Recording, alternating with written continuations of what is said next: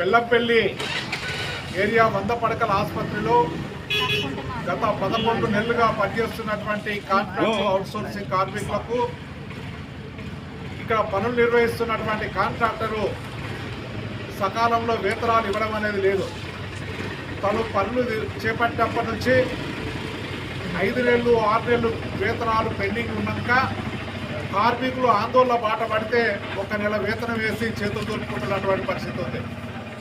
దసరా పండుగ కావచ్చు, దీపావళి, బతుకమ్మ పండుగ, రంజాను, అట్లే 31st, ఈరోజు సంక్రాంతి పండుగ కూడా పనిచేస్తున్నటువంటి కార్మికులు అర్ధాకలితో అలమటిస్తున్నటువంటి పరిస్థితి ఉంది.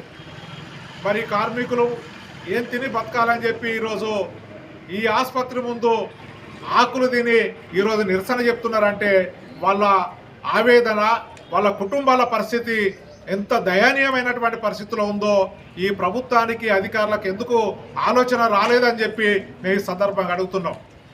వేతనాలు ఇవ్వకపోగా వేతనాలు అడిగినటువంటి కార్మికులను, అధికారులకు బాధలు చెప్పుకుంటున్నటువంటి కార్మికులను కూడా ఈరోజు బెదిరిస్తున్నటువంటి పరిస్థితి ఉంది. అంటే వెట్టి చాకిరి నిర్మూలన చట్టం ఉన్నప్పటికీ కూడా ఈ ఆసుపత్రిలో మొత్తం కార్మికులు వెట్టి చాకిరిలో మగ్గుతున్నటువంటి పరిస్థితి ఉంది.